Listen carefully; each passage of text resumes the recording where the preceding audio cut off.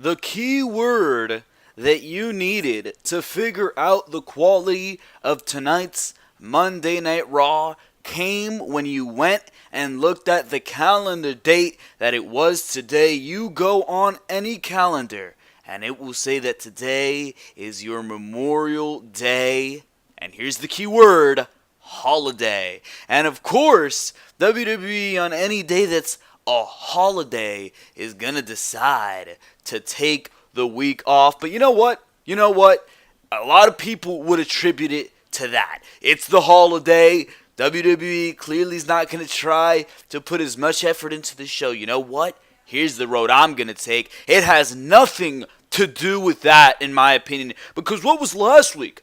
What was last week? What was the date for last week's Monday Night Raw? May 20-something. May 22nd, right? Was that the date for last week's Monday Night Raw? Whether I'm right or I'm wrong, last week was one of the worst editions of Monday Night Raw that I think I've ever seen in my life. And here tonight, I guess you can say it was better. I guess you could say it was a better show than last week. But then again, what are you working off of? You're working off of trash, and you're coming here to this week, and you're operating with slightly less trash? I don't get it. What are we working with here on Monday Night Raw? Well, I'll tell you what we're working with. We're working with one of the best rosters when it comes to in-ring talent that you've ever seen in the history of your company.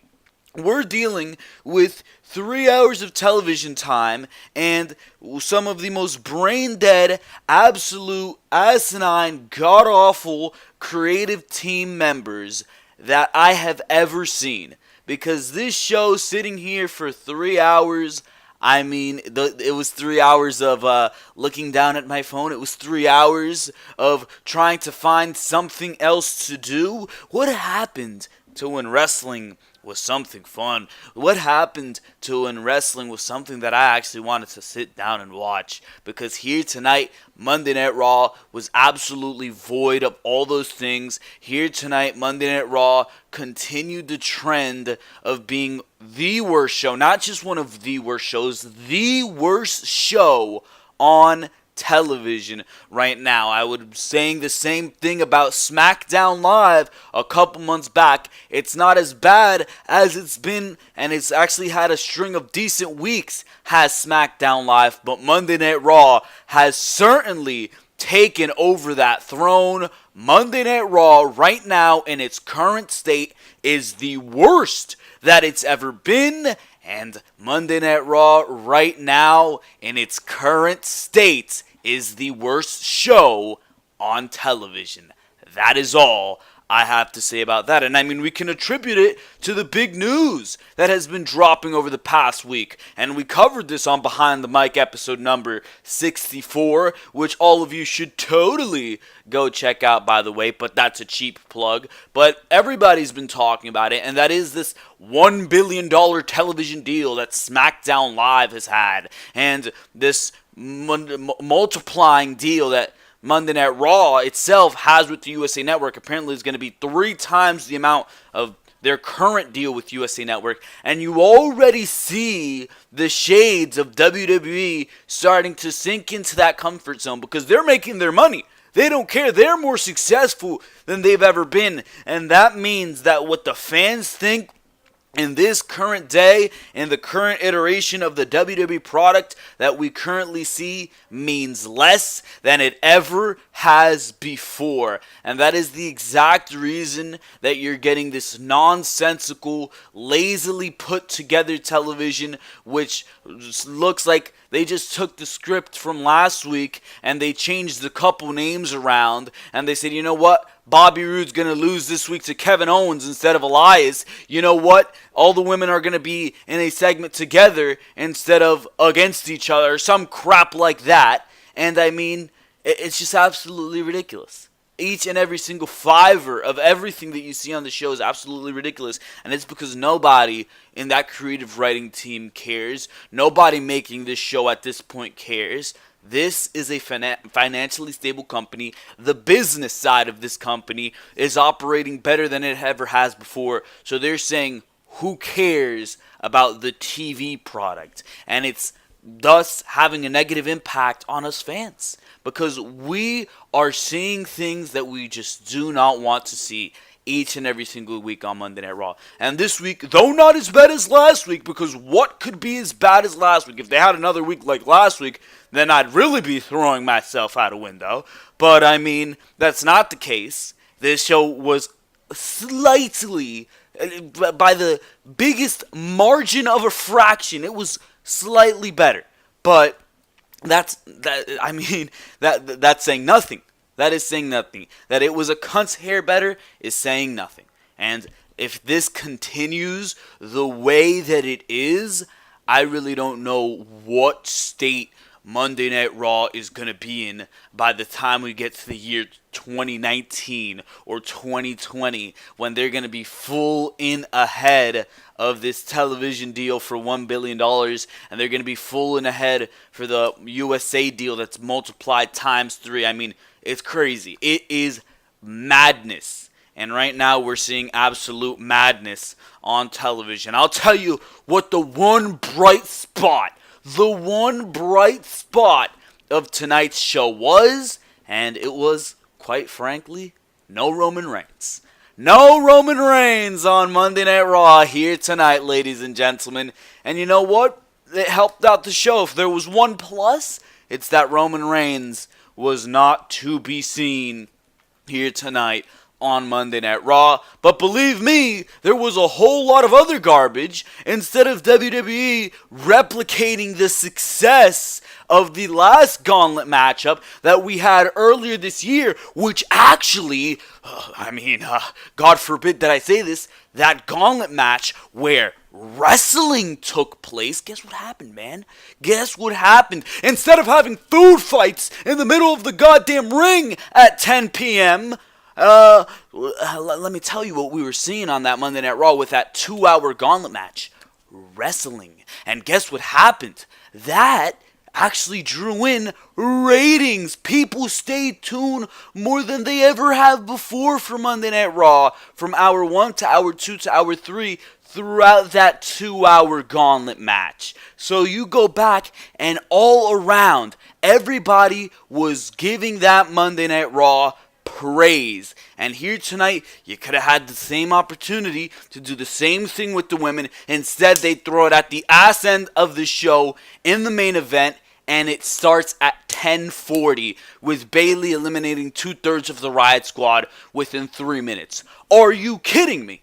Are you kidding me with that logic right there? Instead of replicating the success, even if it would have started at 10 p.m. and you would have had it stretch out to across the third hour, it would have been better than what we got here tonight. You had some talented women in that ring here tonight, and that was seen exactly between what you've seen between Ruby Riott and Mickie James, and Ruby Riott and Sasha Banks. You wanted to make Ruby Riott look good in that attempt. You wanted to make Ruby Riott look like a star. Instead of having Bayley be eliminated in like 3 minutes in the ring with Ruby Riott, you could have had Ruby Riott actually go in and be an Iron Woman. Have her go 15 minutes before eliminating Bayley. Have her barely roll up Mickie James. Give her a Seth Rollins-esque story before Sasha Banks comes in and inevitably wins the matchup. Instead, WWE just rushed this entire gauntlet match concept, and that's exactly what it came off across. Like everything else in the show, with no care, with no investment. And you know what that does when you put in no care, when you put in no investment? It makes me not care. And I didn't give a single crap about the gauntlet matchup that we saw here tonight. And the thing is, this gauntlet matchup actually had something going for it that the gauntlet matchup that we seen to start off 2018 on Monday Night Raw didn't. That 7-man gauntlet matchup, if you recall, that 2-hour one that took almost the entirety of Monday Night Raw, that had no stakes behind it. This did. The winner of this matchup goes to Money in the Bank. They get that spot at Money in the Bank. This is a redeeming match for them after losing their qualifying matches. These women should be going hard in this matchup, but they're not. They're not. And I mean, it went an absolutely piss poor amount of time and came off across as absolutely lazy. On top of that, WWE choose to ignore what we seen between Bobby Lashley and Sami Zayn last week, they choose to recognize that that was one of the worst segments that we have ever seen in the history of Monday Night Raw, and certainly by far the worst segment that we have seen since the This Is Your Life segment. 1 year exactly, by the way, removed from the This Is Your Life segment between Bayley and Alexa Bliss. Alexa Bliss and Bayley are probably partying that segment's out of memory because we had to endure what we seen on Monday Night Raw last week. But WWE, they completely threw to the side the fact that that was one of the worst segments of all time. And you know what? They decided to put on another terrible segment between here tonight, Sami Zayn and Bobby Lashley, where Bobby Lashley squeezed Sami Zayn's hand.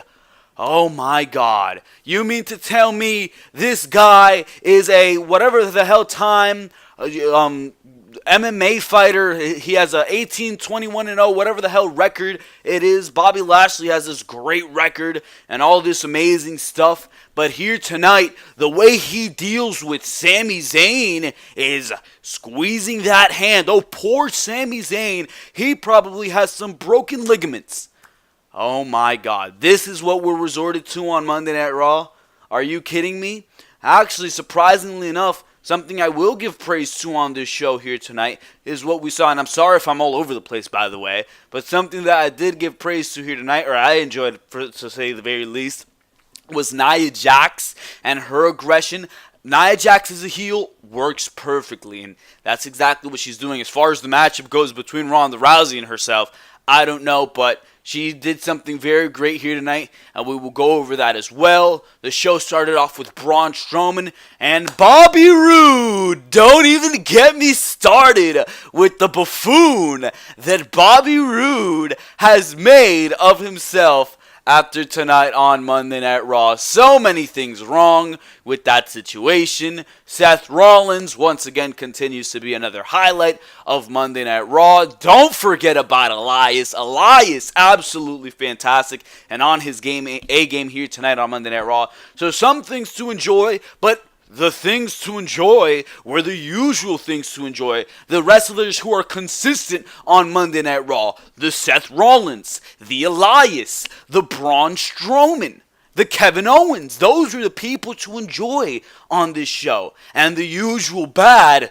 was bad. You had a god-awful tag team division showing its weakness more than ever. The tag team division is in an absolute shithole right now. The women's division, absolutely lazy work put into that, besides what we're seeing between Rousey and Nia, which is surprisingly being actually executed well, which goes to show you actually that's a perfect example of WWE putting an effort into something, which they're clearly going to put effort into what has to do with Ronda Rousey. It goes to show you that when they actually put effort and when they actually, dare I say it, care, they can actually produce some great content.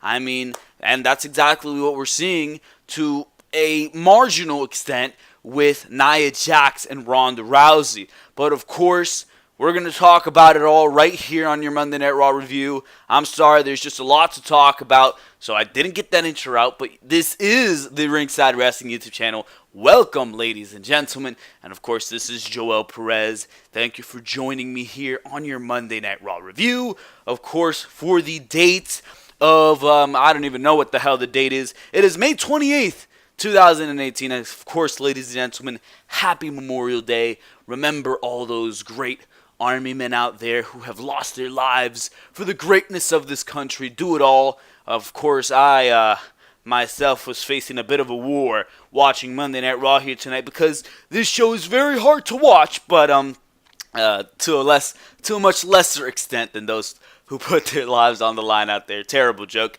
I'm sorry, but of course, make sure to go check out all the other content on the Ringside Wrestling YouTube channel. Of course, make sure to go check out Behind the Mic, which was uploaded earlier this weekend. We're rolling with Behind the Mic, and of course, that was uploaded this past Saturday. Some big news on there with us explaining why WWE making money is actually bad for the product, because some people out there want to justify that WWE is successful just because they're making money. Making money has nothing to do with the quality of programming that you are putting on. I mean, it's just that simple, ladies and gentlemen. So many things have made money in life but have been terrible. I mean, how many movies have been financial successes but terrible at the same time? Perfect example, Star Wars The Phantom Menace. You go look at Star Wars The Phantom Menace, and I'm going to sound like a complete nerd here, but everybody was hyped to see this new Star Wars movie, and everybody went out and watched it, and everybody thought it was garbage. That's one of the worst that is the worst Star Wars movie. I mean, Solo, a Star Wars story, is getting pretty much trashed nowadays, but that is besides the point. That movie, I think that's the highest grossing Star Wars movie, isn't it? Besides maybe The Force Awakens, but that's the highest grossing Star Wars movie of all time, and a lot of people consider that the worst Star Wars movie of all time, but it made its money. It made its money. And WWE, they're at their worst state right now, but it's making its money. Explain that one to me.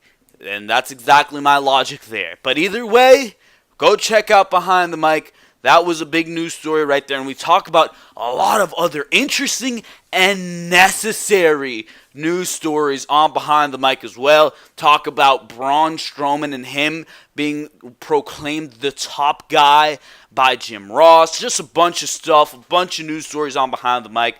Totally worth you going to check it out. Make sure to do so up on the Ringside Wrestling YouTube channel right now. And of course, make sure to go check out your Monday Night Raw and Smackdown live reviews for last week. Smackdown live review is coming up tomorrow, as well as another edition of Behind the Mic later this weekend. Content will start ramping up as we go into Money in the Bank, and of course the summer months. More free time is what that means, and content will be here all the time right here on the Ringside Wrestling YouTube channel. So well, you know what that means. There's no better time to subscribe. Like I always say, if you have not subscribed yet, I do not know what you are waiting for. Make sure to smash that subscribe button. Put that subscribe button through a table. Throw that subscribe button off a ladder. It is the Money in the Bank ladder match. Make sure to grab that Money in the Bank briefcase and cash it in. Hit it right over the face on that subscribe button. So make sure to do all that good stuff. Make sure to like this video if you enjoy what you're hearing here. Dislike if you don't. Really doesn't bother me. Make sure to comment what you thought of Monday Night Raw tonight. I thought it was pretty trash, but you have your own opinion as well. So make sure to leave it down in the comment section below. And of course, make sure to go check out the Twitter account of the same name. Not tweeting here tonight. Was very busy during Monday Night Raw here tonight. But of course, make sure to go check out the Twitter account, because we're usually tweeting when Raw isn't on the air and when Smackdown isn't on the air, as well as tweeting some comments during the shows. You also get notified every time I upload on there. So make sure to do all that good stuff. Twitter, subscribe, like, comment, all that great stuff. It sincerely helps out the channel, because for now, ladies and gentlemen, we're going to go straight into talking about Monday Night Raw here tonight. And it started off with Mr. Monster in the Bank. Sorry for the corniness, but Mr. Monster in the Bank, Braun Strowman. So the show started off here tonight with Braun Strowman coming out and actually sounding like the monster that he should be portrayed as. They were portraying him terribly coming out of WrestleMania, but they seem to be rectifying that with Braun Strowman as the weeks go on. Finn Balor comes out and slaps Braun Strowman. So let's see what this is all about. I'm going to play the segment on here for you guys like always, and I'll give you my thoughts on that. When I see that briefcase, I get motivated. I get motivated because I know inside there's a contract that guarantees me a universal title opportunity at any given time in any arena in the entire world. At Money in the Bank, I destroy 7 other men. Then I climb to the top of that ladder and I take that briefcase and that contract. Then as Mr. Money in the Bank. I'll be known as Mr. Monster in the Bank. That has a ring to it. And who's gonna stop me? So that brings out... Not The Miz. Actually, not yet. After last week, not Finn Balor. Not a single member of the New Day, nor Rusev, nor Kevin Owens. I'm taking that Money in the Bank briefcase, and I'm cashing in that contract, and Brock Lesnar is gonna get these hands. I love it. I think you're getting ahead of yourself there, big man. This guy here was the very first Universal Champion. And I never lost that title, and I gotta be honest, that eats away at me every single day. So I am determined. So why don't you bring that up more? I'm gonna climb one of them ladders, and I am gonna take back what is mine.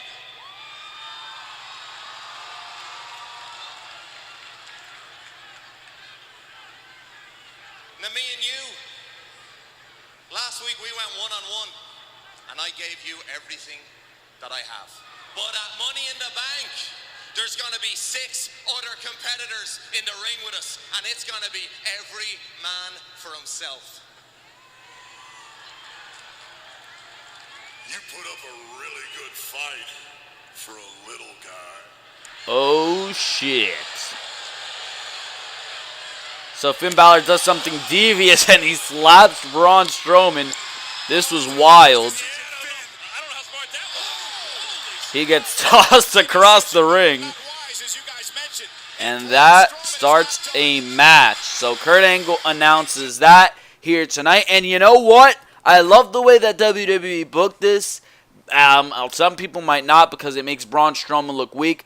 But Finn Balor actually gets the better of Braun Strowman. And what happens here is that he hits one coup de grace, but he wants to go for another to make sure that Braun Strowman is finished. But who comes out to interrupt this matchup and end it via disqualification other than Kevin Owens? Kevin Owens comes in with a ladder and he starts beating the crap out of both Finn Balor and Braun Strowman, or at least he tries to, because he takes out Finn Balor with the ladder, but he tries to get Braun Strowman, and Strowman grabs the ladder just in time. Owens tries to retreat, and of course, Strowman, with the feat of strength, takes the ladder and throws it all the way across, almost like halfway across, that's how far Kevin Owens was, across the ramp. So that was a crazy visual, and I was just thinking, like, wow, the timing of that. Strowman, if he does that too far, it can really hit Kevin Owens. But Owens, he rolled over in just the perfect position. That just goes to show you how professional these guys are. But amazing feat of strength shown by Braun Strowman, and a decent way to start off Monday Night Raw. There's no doubt about that in my mind. I like the way they positioned Finn Balor here tonight to actually look good after the loss last week, and it positions him on an even playing field as Braun Strowman, making him look good. But I don't like the fact that they're bringing up the fact that Finn Balor never got his Universal Championship rematch. I mean, shouldn't that be something addressed on Monday Night Raw? He never got his rematch. Well, why don't you bring that up more? Makes you look like a big doofus. But either way, that was a great way to start off Monday Night Raw. And Owens went to the back. It seemed like Strowman was going to chase him around. We came back from a commercial break, and Owens was in a hurry to get out of the arena when Kurt Angle stopped him. Angle says he will be in a match tonight against the guy he dissed on commentary. Angle tells Owens to get dressed, and he's not happy. So that would be Bobby Roode, the glorious Bobby Roode. And Bobby Roode, let me tell you, he wasn't looking so glorious here tonight. But we moved on to Elias. And Elias, I'm going to play you this segment, and all I want you to do is listen. Because Elias here tonight, I wanted to walk with Elias. He was on his A game. Here tonight was Elias. He demanded silence. Here it is. Now tonight's song is very special to me. See, it's one of those ones where I picked up the guitar and the words and the music, it just came to me, you know? there's a bit of magic. But, it is going to require total concentration. And I know we're in the South, but try to keep up.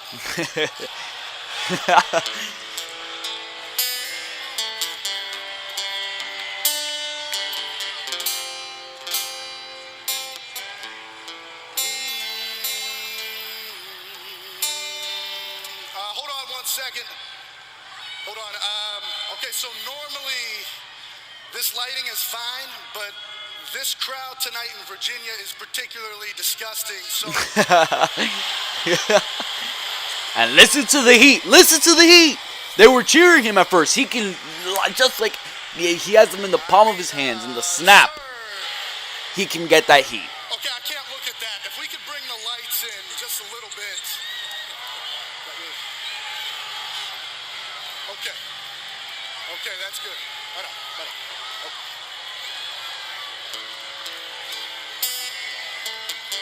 This guy's on his A game, bro. Every single night.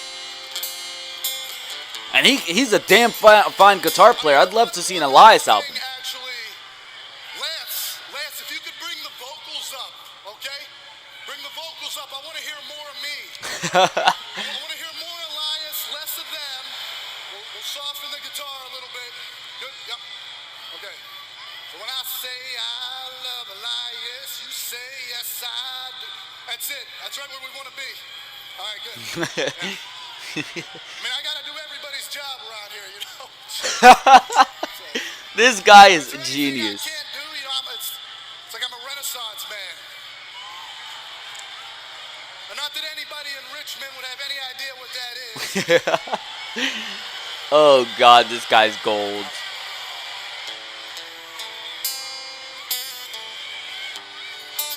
Just one more thing. This is going to require complete silence.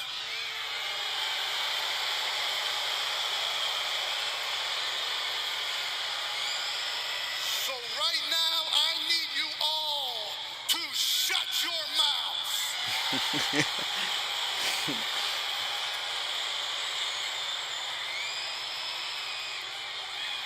If you think I am messing around, I will sit here all night until I can hear a pin drop.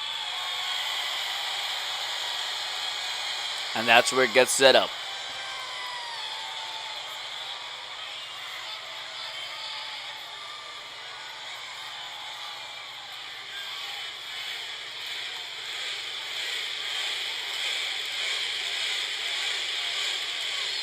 think the crowd's saying, sing, sing. So here comes Seth Rollins. And from here I can explain it to you because Seth Rollins gets in the ring and he pretty much says, get out. And Elias obliges. And I'm like, this is either going to set up to a post-match attack or this is going to set up a match next week or at Money in the Bank for the Intercontinental Championship. A match that I actually want to see for the Intercontinental Championship. But Seth Rollins was actually coming out here tonight because he wanted his matchup, or he was going to have an Intercontinental Championship matchup with the modern-day failure Raha, Jinder Mahal. So Jinder Mahal comes out, and they have their matchup. And Seth Rollins, I don't necessarily like the way they booked this matchup. I thought Rollins beat Jinder clean. But of course, since Jinder is going against Roman Reigns, they want to protect Jinder Mahal and make Jinder Mahal look all good. They don't want the opponent of Roman Reigns losing unless it's to Roman Reigns. Because the people who they feed to Roman Reigns, I mean, you're not going to feed a pig some of that shitty. You want to sell a pig. What analogy am I even making here? But I don't even know where I'm going with this. But we'll find it. Here we are. You want to sell a pig, right? You're a farmer. You want to sell a pig, and you want to feed that pig some good stuff. Roman Reigns is the pig here. He's that big fat pig. You're trying to get this pig attractive, nice, big, fat. You're trying to sell it to the supermarket here. What you want to do is you want to get that pig fat, and you're not going to get that pig fat without killing it by giving it some shitty goddamn meat. You want to give it that nice, good, healthy meat. Make this a very nutritious meat so it can be more attractive to the supermarket And of course, you want to have that meat, which is Jinder Mahal right now, that's going to be fed to the big pig, which is Roman Reigns. You want to have it be, of course, healthy and nutritious. Well, you don't want to have that meat go through the dirt. You don't want to have it losing to Seth Rollins now. So, of course, this matchup ended in a DQ finish. Seth Rollins did not get the job done. He let his anger get the best of him. This matchup wasn't too anything special as far as match quality goes. I mean, Jinder Mahal was in the ring, so you can already tell by that analogy. But, of course, the Singh brother had to get involved. Sunil Singh had to get involved here. And his involvement made it so he got evicted, right? Or he got taken out of the arena. I'm sorry, I'm completely tired, so if I'm stumbling over my words, that's why. But he got taken out of the arena. He was told to go to the back. Either way, he tried to get his chair involved. There was a point where it was a complete 2-on-1 in the middle of the ring, and Seth Rollins hit Jinder with the super kick, took the Singh brother, and he did a apron power bomb, or not an apron power bomb, a turnbuckle power bomb, a buckle bomb. There you go. There's the name of the move. He did a buckle bomb onto Jinder Mahal. Seth Rollins had the match in sight, and instead, for some reason, instead of trying to beat Jinder Mahal, he just took a chair, let the frustration get ahead of him, and he was beating the hell out of both Sunil Singh and Jinder Mahal with the chair. So Seth Rollins, whose birthday it is today, actually, happy birthday to Seth Rollins, fantastic Intercontinental Champion, first great Intercontinental Champion in a very long time. Roman Reigns certainly didn't get that job done, but that is besides the point. Happy birthday to Seth Rollins. He was celebrating here tonight because he was able to get rid of Jinder Mahal, and it is his birthday. But who else comes out but Elias, who Seth Rollins picked beef with earlier in the night? You don't pick beef with Elias without getting dealt with. Seth Rollins was on top of the announcer's table, right? And Elias comes in with the chair, and he hits Seth Rollins right in the back with that chair. And pretty much, to say the least, Rollins was blasted off into some remote area. I think he went over the ramp. I'm not even sure what happened. And I think Elias did continue the attack. I'm not too sure about that. But Seth Rollins did need to be stretchered out of the arena. And he did walk out on his own 2 feet. So I'm predicting, I think Elias versus Seth Rollins, I think that matchup is good enough right there for the Intercontinental Championship to have that go to Money in the Bank. And as a matter of fact, if there's somebody who I want to take the Intercontinental Championship off of Seth Rollins, you know what? I would actually want it to be Elias. If there's somebody who is hot as a heel as Seth Rollins is as a babyface right now, it is Elias. He's one of the best things on Monday Night Raw along with Seth Rollins, and it's going to be a great matchup. I can't wait to see what Elias is going to do in a high-profile matchup like that, how he's going to perform in the ring, how he's going to carry out this feud. Of course, the feud is going to be fantastic when it comes to verbal encounters and everything they're going to do. This is actually something very, very interesting, and I would have this carry into Money in the Bank. It's going to be interesting to see if WWE is going to pursue Seth Rollins defending his Intercontinental Championship again next week against Jinder Mahal. I don't know. I'm just happy that Roman Reigns did not make his face known during this segment. It was all well and good here tonight on Monday Night Raw as far as that goes. So that was the matchup, and that was the segment here tonight. WWE will explore Elias and Seth Rollins. And you know what? I like it. For now, we move on here on Monday Night Raw. And we move on here to, where are we here? Seth Rollins helped to the back. Here we are. We see what just happened with Jinder Rollins and Elias one more time. We see medics and officials loading Rollins into a stretcher. He's also wearing a neck brace. Rollins gets off the stretcher and insists walking. He's helped to the back by Jamie Noble as we go to the announcers. And we go to Nia Jax and, of course, Ronda Rousey. Now, Nia Jax had a matchup here tonight, and I don't know why the hell this made no sense to me. If there was one part of this that you have to nitpick and that makes no sense, it's the fact that your Raw Women's Champion, her competition here tonight, was a jobber. But here tonight, Nia Jax did face a jobber, and she proceeded to hit the jobber with a bunch of moves, not to mention, of course, that Ronda Rousey was on commentary. So Ronda Rousey's looking on, and Nia Jax was well aware of that fact. And since she was against the jobber, Nia Jax took the opportunity here tonight to play mind games with Ronda Rousey. She took the microphone in the midst of this segment, and what did she do? She took the microphone and she said, "Look what I'm doing to her, Rousey." And every single time she said, kind of like what's going to happen to you at Money in the Bank. First, the jobber tried to apply an armbar, which is, of course, Ronda Rousey's finisher, to Nia Jax. And I love how they're playing on this, that Ronda Rousey's finisher is the armbar. They're trying to build up her submission move. They're questioning the finish of the match. That's something very old school. Will Ronda be able to get the armbar on Nia? So somebody of her stature, somebody of her strength. Will Ronda be able to get it done? I love how you would question the finish of the matchup like that. That's very intelligent. That's very smart and creates ambiguity, at least to the casual viewer. But continuing on here, Nia Jax, she takes the jobber and she then proceeds to hit her with a Samoan drop. And she says, that can break the ribs of anybody, kind of like what can happen to you at Money in the Bank, Ronda. So she then hits the leg drop. She hits a flipping senton. And, quite frankly, the joke here is, did Nia Jax just give away all her moves for Money in the Bank? You think about it, Nia does not have the most advanced moveset in the world. I would say Nia Jax's moveset is the equivalent to trash. So, did Nia Jax just give away all of her moves in one segment? I don't know. I do not know, but that was the case here tonight. So she played mind games, and she said, "You know what? I want you to step in this ring and help her up, not Ronda. I want you to step in this ring and help her up." And Ronda got in the ring. And you know what? Actually, I'm just noticing this. There was never a pinfall, so the match never ended. That is a loophole. Come on! What's going on, WWE? And this is why I don't like Monday Night Raw. Loopholes. Why did Nia never pin her?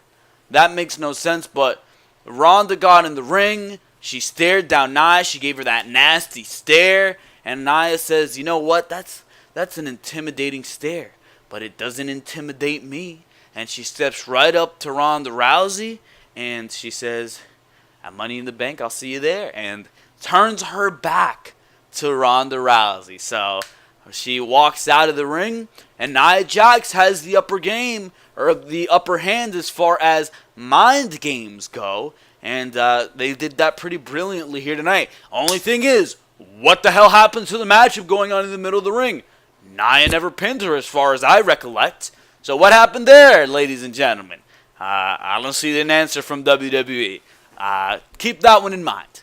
Keep that one in mind. But very good segment. I enjoyed it. I enjoyed the progression of this.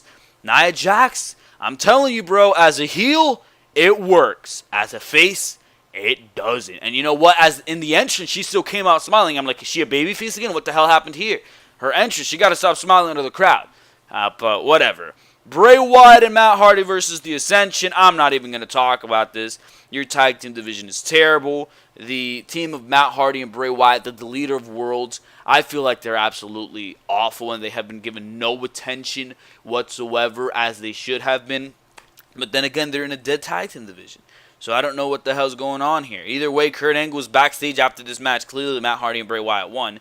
The B team is the team being built up against these guys. And they mock Wyatt and Hardy's celebration and tell Angle that they want a title shot. Curtis Axel says they are undefeated and are ready for Wyatt and Hardy. Angle says 2 wins in a row does not qualify them for a title shot. 2 wins in a row against the same team, might I add. But I'm glad Angle actually has a brain and recollected that. Either way, Angle asks what the other teams are going to think if he lets them jump over the others. Then again, all the other teams have been victims of 50-50 booking, not being booked on the show at all, or being treated as absolute jobbers and not winning any matches. So, realistically, who are they jumping ahead of, Angle? Who? I wonder. But either way, Bo Dallas talks some nonsense, but comes up with the B Team's Memorial Day BBQ. They hurry off as Angle rolls his eyes. we go to Bobby Roode versus Kevin Owens. And this matchup, as far as what happened in the ring, who cares, bro? Kevin Owens wins this matchup again, and Bobby Roode continues to look like an absolute pussified loser. And is this really what you have for Bobby Roode? I mean, like, at least if he's a babyface, let him pick up some wins, let him get some momentum under his belt. But he's losing every single week. Just lost to Elias last week, just lost to Bobby Roode this week. Actually, he faced Elias like 4 times. He lost 3 times. He won once. And the only other matchup he's won since coming to Monday Night Raw is a 10-man tag where he did not get the pinfall, and once against Elias. So that's, once against Elias, the triple threat that he needed to get into the Money in the Bank, and the 10-man tag. That's all he's won. Besides that, it's been LLL. Besides that, it's been what we saw here tonight. Another loss to Kevin Owens. And it's absolutely ridiculous. Bobby Roode is a loser, yet I'm supposed to perceive him as a formidable threat on Monday Night Raw. You've got to be kidding me. How the hell am I supposed to buy into this guy when here's the kicker? Here is the kicker. Braun Strowman comes out, and this guy is hopping around instead of trying to attack Braun Strowman, and I thought they were going to do something great. I thought Bobby Roode was going to hop around and say, yes, go on, Strowman. Power slam Kevin Owens, because, of course, Kevin Owens beat Roode. It was a roll-up victory, but whatever. And I thought he propped himself up on the second rope, so I thought what Roode was going to go for there was Braun Strowman was going to turn his back, and as soon as Strowman turned his back to Roode on the second rope, it was going to be blockbuster and a big attack, and Roode was going to turn heel. It would have been perfect. You had the opportunity right there. Because, I mean, the storyline has aligned itself perfectly. This guy is a loser. He's lost week after week after week. He's going into the Money in the Bank contract match, and you know what? He's tired of losing. He's tired of being perceived as a non-threat. Bobby Roode is come to Monday Night Raw to be a winner, and that's exactly the mentality that he needs to go into the Money in the Bank briefcase match with, and he should have turned heel here tonight, and his justification was, I'm going to start doing anything it takes to get that victory. One, you know what? Drew McIntyre and Dolph Ziggler have been walking around here saying that everybody lacks ambition. Well, that was me, but it's not me anymore. Kevin Owens, you're finished. Elias, you're finished. Braun Strowman, whoever the hell is in the Money in the Bank briefcase match, you are done. From now on, Monday Night Raw is glorious, and nobody can stop me. And have him go on a streak of wins. Have this new mentality of Bobby Roode take hold and actually lead him to success and make him something to care about on Monday Night Raw, because I can tell you, Bobby Roode, when everybody brings up the issue of people being miscast, besides Roman Reigns, Bobby Roode is an easy number 2 on that list. He is a heel and only a heel, and WWE has brought him up from NXT as a babyface, and it's been like a year now, and they haven't hesitated to change him at all. So, I mean, this is absolutely ridiculous. It is absolutely ridiculous. Bobby Roode is a pussified loser on Monday Night Raw, and it is pathetic. He loses to Kevin Owens here tonight. Braun Strowman comes out, power slams Kevin Owens. Bobby Roode jumps around like a loser, rooting Braun Strowman on, and he takes a power slam of his own. You have got to be kidding me with that one. And things that you have to say, you got to be kidding me. This segment with Sami Zayn and Bobby Lashley was exactly that. Sami Zayn apologizes for what he did to Bobby Lashley last week. Here it is. To the WWE Universe and the entire Lashley family. Last week I conducted a highly rated interview with Bobby Lashley's 3 sisters that some perceive to be insensitive, inappropriate, and in poor taste.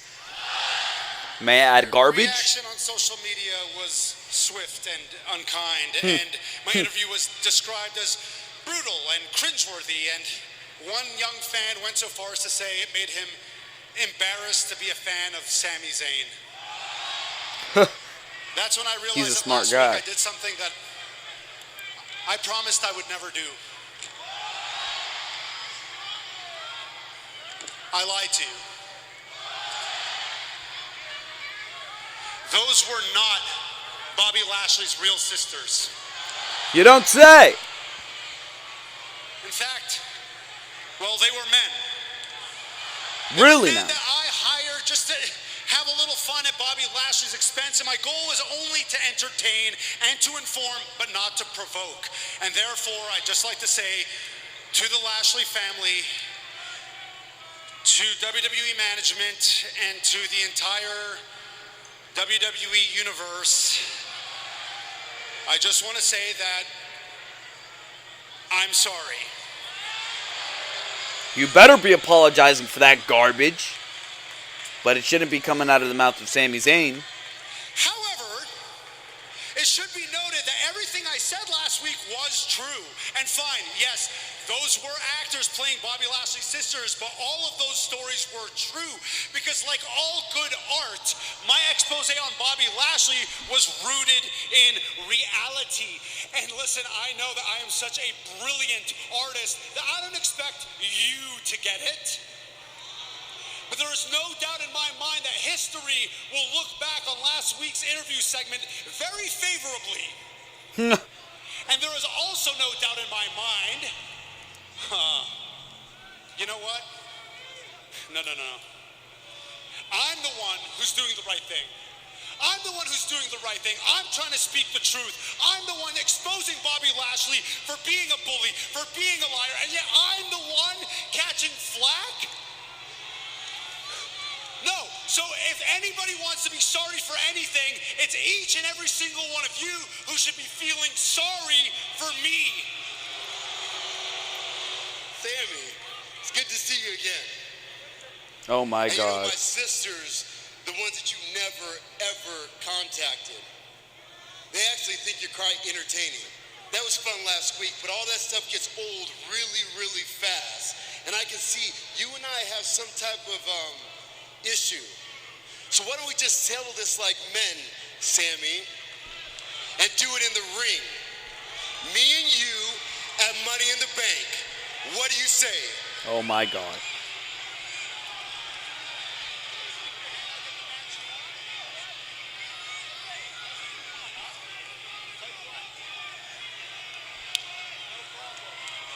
So they shake hands. Good, you got what you wanted? Hey, I just want to let you know, Money in the Bank, I'm going to haluva kick that stupid smile right off your face. Yeah. So what does he do? He starts squeezing the hand of Sami The match has Zayn. been made, and I don't think Bobby's smiling anymore. Doesn't let go. Squeezes the hand. You've got to be kidding me. This is ridiculous. Hey, you're hurting me. Get off me. Listen, I got an apology of my own. I apologize for everything that I'm going to do to you at Money in the Bank. That's nice of him. You know what? This is better. This is better than what we seen last week because Bobby Lashley, dare I say it, actually showed some aggression in those last nights. He actually sounded good. Why isn't this what you came out with to begin with? Why didn't you show aggression in Bobby Lashley? Now this entire character, there's no going back. He's absolutely tarnished. There is no going back. You started off with that pathetic Renee Young interview where Bobby Lashley sounds like a complete blithering idiot. I love my sisters, and, I used to chase Jessica around, and she used to chase me around with her security blanket, which was a towel, which would get dirty by the end of the day. I mean, are you goddamn kidding me? Who the hell comes to an interview and starts talking all this fucking malarkey, bro? You've got to be kidding me. That was garbage. Garbage. Yet, you're expecting me to now react favorably to Bobby Lashley? And then don't even get me started with what we saw last week. Last week's was one of the worst segments in Monday Night Raw history. One of the worst segments in Monday Night Raw history with those 3 goddamn men dressed in drag. And WWE, you should be apologizing, but Sami Zayn shouldn't be the one doing it. I would take every member of the creative team who it took to approve that. I would take Vince McMahon, line up Triple H and Stephanie McMahon behind him, assemble a whole goddamn meeting in front of, I don't know, the Empire State Building, at the tip of the Empire State Building, blasted across the entirety of New York City until loud enough that you can hear it in China, and issuing an apology. And this should be televised on all TV networks. Everything going on at the hour should be cut off. All live television should be cut off, and a worldwide apology for the goddamn hideousness that however many people that were watching Monday Night Raw last week had to witness in front of our televisions. That was ridiculous. That was ridiculous, and that was garbage. Garbage, and I had to witness it. I had to watch that crap like 2 or 3 times just to show it to you on this review. Oh my god. Oh my god. And those are 20 minutes. Monday Night Raw each and every single week. Those are 3 hours that I am never going to get back. So yeah, you should blast and completely just set up speakers all over the goddamn world. I can't even speak. This is how awful it is. You should set up speakers all over the world. You should line up every single member of WWE's creative staff, Vince McMahon, Stephanie McMahon, Triple H, Shane McMahon, whoever the hell it takes, all in front of the Empire State Building to address the world on how this is one of the worst segments and how they apologize. Not just Sami Zayn coming out on some random edition of Monday Night Raw. That was garbage. And it's not going to take Bobby Lashley showing a little bit of aggression here tonight to rectify that. This was terrible, just like the rest of the feud will be. Something that was not as terrible here tonight was Drew McIntyre versus Chad Gable. And by the way, the Money in the Bank match, who cares? They'll probably put on a good match. Sami Zayn's fantastic in the ring, but all of his ability has been tarnished by the god-awfulness of this feud. But that is besides the point. Drew McIntyre, Chad Gable, you know how high I am on Drew McIntyre and Dolph Ziggler working together as a stable. As so far, they have been absolutely fantastic. And tonight, it was actually at the expense of Chad Gable, because Chad Gable was absolutely taken out of commission by these guys here tonight. A Claymore was enough. Drew McIntyre was dominating this entire matchup. I would have liked to see it be a more two-sided affair, but of course you want to make Drew McIntyre look good. I understand WWE's mentality behind that, but I want to see these guys get into a serious feud, a serious program, because, I mean, that's honestly something that actually sounds good for them. I don't know what WWE's going to do. I don't know who it's going to be against.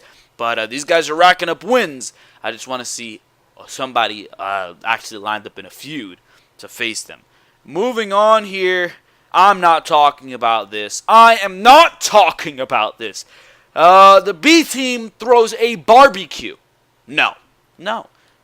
All I have to say about this is that Titus Catering, everybody and all the goddamn jobbers waiting in catering showed up, and it turned into a food fight. Last time we've seen a food fight on WWE television was the July 4th, 2016 edition of Monday Night Raw. Do not give me memories. That is all I have to say about that. This segment alone is why this entire goddamn company is completely out of touch and is going to go in the shitter if television continues to take this quality. Either way, the B team entered Kurt Angle's office after this segment after getting peas and stew and all this garbage spilled on them. It just boils my blood. Either way, Angle makes a tag team battle royal for next week's Raw. You've got to be kidding me. The winners will face Wyatt and Hardy for the Raw tag team titles at Money in the Bank. Either way, we moved on here to the 7-woman gauntlet matchup here tonight on Monday Night Raw. And I already discussed at the beginning of this review my initial thoughts on this very segment. It was Bayley, Liv Morgan, Sarah Logan, Ruby Riott, Dana Brooke, Mickie James, and Sasha Banks. This was rushed. This was rushed. Between 3 minutes, Bayley had already eliminated Liv Morgan and Sarah Logan. Ruby Riott came out, and they had a 2-minute matchup between Bayley and Ruby Riott. Ruby Riott beat Bayley. Bayley looks like shit. I don't care what you tell me. You move on to Ruby Riott versus Dana Brooke. Of course, Ruby Riott took care of Dana Brooke. Mickie James' hometown here tonight. Mickie James came out, and Ruby Riott and her actually had a very good affair that should have gone a lot longer, but WWE didn't decide to give the gauntlet match its time, and Mickie James was rolled up by Ruby Riott. Ruby Riott was, I guess you can say, the Iron Woman of this entire matchup. Out came Sasha Banks as the last competitor, and Sasha Banks being the freshest one. I loved how the commentators portrayed the story. And Ruby Riott, she was locked in the bank statement, and there she was tapping out after Sasha Banks dealt with both Liv Morgan and Sarah Logan, who did try to interfere. She had the bank statement locked in. Let go of the hold to take care of the members of the Riot Squad, locked it back in just in time, and of course, Ruby Riott was defeated via tap out by Sasha Banks. There was going to be no other winner to this matchup. They could have booked this a lot better. They could have had, if I would have booked this, Ruby Riott start off the matchup against, I don't know, Dana Brooke. Dana Brooke, I mean, you could have built a lot of ambiguity here. You could have had, alright, this is the way I would have done it here. Ruby Riott versus Dana Brooke. That's how you start this matchup off. Or Ruby Riott versus Mickie James. That's how you start this matchup off. Excuse me. Ruby Riott gets past Mickie James. She gets past Dana Brooke. And Dana Brooke should be very easily passed by. Dana Brooke is awful. Either way, after a 10-minute affair with Ruby Riott and Mickie James gets beaten by Ruby Riott. Ruby Riott gets past Dana Brooke. Ruby Riott versus Bayley. Bayley defeats Ruby Riott. She defeats Liv Morgan, and she defeats Sarah Logan. Ruby Riott and Bayley should have like a 15-minute affair in and of themselves. So this is the way I would time this. This matchup would get an hour. The last hour of Monday Night Raw would go to this matchup. It would go Ruby Riott, Mickie James, 10 minutes. Ruby Riott, Dana Brooke, 3 minutes. Ruby Riott, Bayley, 15 minutes. So that's 28 minutes right there. You go Bayley, Liv Morgan, 5 minutes. Bayley, Sarah Logan, 5 minutes. And by then, what are you at? 38 minutes? You leave the last 28 minutes or so of Monday Night Raw to a one-on-one confrontation in the middle of the ring between Bayley and Sasha Banks, where Sasha Banks would inevitably come out the winner. That would have been a lot better booked, because that way Ruby Riott still looks good. She gets past to the third woman in this matchup. Mickie James and Ruby Riott have a great affair in the middle of the ring. Dana Brooke sucks, so who cares? And Bayley, you can say, well, she made it past the entire Riot Squad and still had a fantastic affair. So Bayley is the Iron Woman. Bayley looks good. Ruby Riott looks good due to what she did in her portion of the matchup, and Sasha Banks, because she won, she looks good. So that way, you're getting 3 very important women to look good. Instead, Bayley beat Liv Morgan and Sarah Logan, who are garbage, and she looks like shit after getting beat by Ruby Riott in like 3 minutes or 4 minutes or 5 minutes or whatever the hell it was, because this matchup was so goddamn short for a gauntlet matchup where it should have been longer. So you mean to tell me the men last 2 hours, but the women last 30 minutes? Are you kidding me? Either way, that way, Ruby Riott still looks good in the scenario that I portrayed, and everything works out. But WWE, you screwed it up. Sasha Banks is the right winner. You got the winner right, but everything else was wrong. I don't get it. I don't get it. Shitty goddamn match. 3-hour Monday Night Raw. Shitty goddamn show. That's all I gotta say about that. For now, ladies and gentlemen, that is your Monday Night Raw review. I hope you enjoyed every single thing that you've heard here on the Ringside Wrestling YouTube channel. Because if you have, make sure to support the Ringside Wrestling YouTube channel by clicking that like button, subscribing, commenting down below, going to check out the Twitter account. Of course, making sure to go check out all the other content. Because for now, ladies and gentlemen, this has been Joel Perez of Ringside Wrestling Entertainment, and for now, I am out of here. Thank you very, very much for watching this video. I will see you all next time right here on Ringside Wrestling.